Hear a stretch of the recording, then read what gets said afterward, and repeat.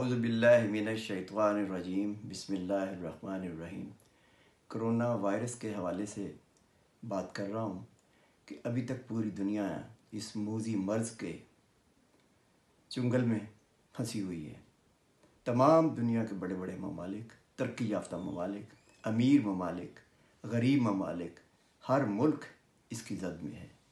ہزاروں کی تعداد میں لوگ ہلاک ہو رہے ہیں، ہزاروں کی تعداد میں لوگ مختلف ہاسپٹل میں بیمار پڑے ہیں، وینٹیلیٹر پر پڑے ہیں اور ان کا علاج ہو رہا ہے۔ یہاں برطانیہ میں برطانوی وزیر اعظم بورس جانسن کافی دنوں تک انٹینسو کیئر میں رہے۔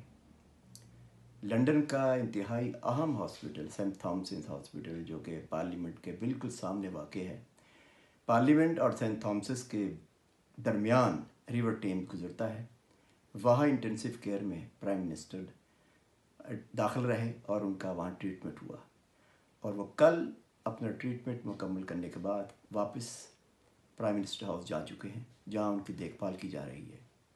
اس ہسپتال میں NHS کے حوالے سے جو پورا سسٹم چلتا ہے، اس کے زیر اثر پورا ٹریٹمنٹ کیا جاتا ہے۔ اتفاق سے سینٹ تھامسز ہاسپٹل وہ ہاسپٹل ہے کہ جس ہاسپٹل میں میں خود بھی 3-4 مرتبہ ایڈمٹ رہ چکا ہوں، اور میری ہارٹ کی سرجری کے لیے 3-4 مرتبہ مجھے وہاں داخل ہونا پڑا اور وہاں مجھے علاج کروانا پڑا۔ اب اندازہ کر لیں کہ پرائم منسٹر بھی اسی ہاسپٹل میں رہا ہے جہاں کہ عام برطانوی شہری اپنا علاج کرواتے ہیں۔ یہ تو ایک فرق ہے جو آپ بڑا واضح نظر آتا ہے یہاں اس ملک کے اندر۔ لیکن دراصل بات یہ ہے کہ ہر دنیا میں حکومتیں اپنے عوام کے لیے کچھ نہ کچھ کرتی ہیں اور سوچتی ہیں۔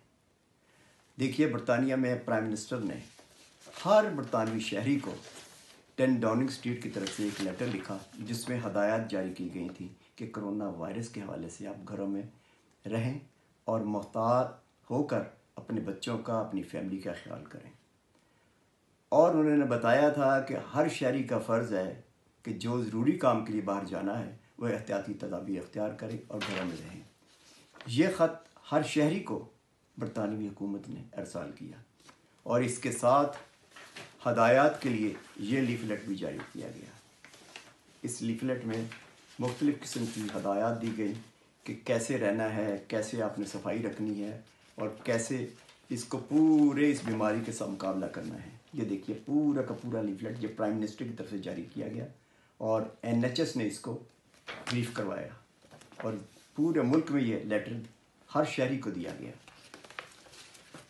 NHS اس سلسلے میں بھرپور اپنا کردار ادا کر رہا ہے، اور پورے برطانیہ میں جیسا کہ آپ دیکھ رہے ہوں گے کہ 15,000 سے بھی اوپر اس وقت تک ہلاکتیں ہو چکی ہیں۔ نظام زندگی بالکل معطل ہے، لندن سنسان ہو چکا ہے، ڈیزرٹڈ ہو چکا ہے۔ لندن کے اندر ٹورزم نام کی کوئی چیز نہیں رہی ہے، بزنس تمام بند ہو چکا ہے۔ ضروری کاموں کے لیے لوگ نکلتے ہیں، لیکن خوف و ہراس ہے۔ کھانے پینے کی اشیاء کی قلت ہو چکی ہے، لیکن پھر بھی یہ نظام چل رہا ہے۔ اندازہ کر لیں کہ پوری دنیا میں یہ وائرس اتنی جلدی پھیلا کہ پوری دنیا اس کی لپیٹ میں آ گئی۔ ہوتا تو یہ ہے کہ ہر کام میں اللہ کی مرضی شامل ہوتی ہے، لیکن دیکھا جائے تو یہ ان کو کیسے پتہ چل جاتا ہے، خاص طور پر امریکن انٹیلیجنس کو، کہ دنیا کے اندر کیا ہونے والا ہے اور کیا ہوگا۔ اب دیکھیں، جس طرح میرے پاس یہ بک ہے گلوبل ٹرینڈز 2025 اے ٹرانسفارم ورلڈ، یہ بک لیٹ ہے، اس کو غور سے دیکھ لیجیے آپ، اور یہ بک انٹرنیٹ پہ اویلیبل ہے، اس کو پڑھنا چاہیے۔ جو لوگ ریسرچ کرتے ہیں، تھنک ٹینک سے حوالے سے کام کرتے ہیں، ان کو یہ کتاب ضرور پڑھنی چاہیے اور پڑھ کے دیکھنا چاہیے کہ اس کے اندر جو کچھ لکھا گیا ہے، یہ اتنا جلدی پہلے 2008 کے اندر یہ بک چھپی تھی، پوری تفصیل کیسے آ گئی، پوری دنیا کے بارے میں ہے، بڑی امپورٹنٹ یہ بک ہے، اس کو دیکھنے والی ہے۔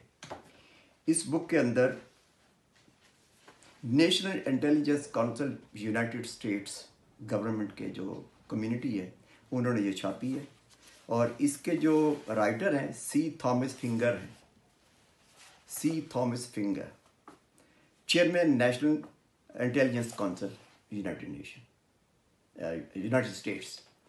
اب مجھے بتائیں کہ یہ ساری چیزیں جب چھپ کے آتی ہیں باہر، 2008 میں یہ کتاب چھپی، اور وہ 2025 کے بعد کا پورا نقشہ پیش کر رہے ہیں کہ دنیا کے اندر ایک نئی دنیا قائم ہوگی اور معاشی طور پر دنیا کلیپس ہو جائے گی اور بڑے بڑے ملک بھی معاشی طور پر تباہ ہو جائیں گے۔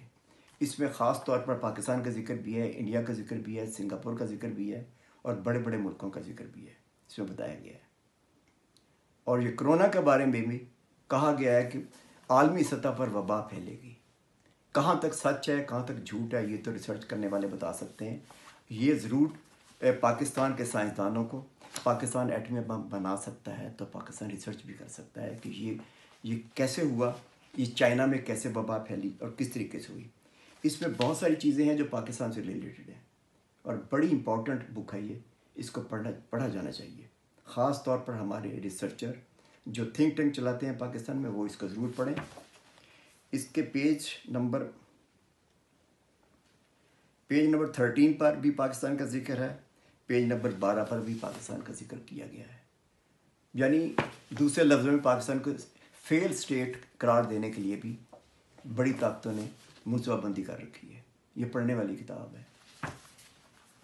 اس کو خاص طور پر ہمارے ڈیفینس کے لوگ، سائنسدان اور فارن افیئرس کے لوگ ضرور پڑھیں اس کتاب کو، یہ انٹرنیٹ پر اویلیبل ہے۔ خدا حافظ۔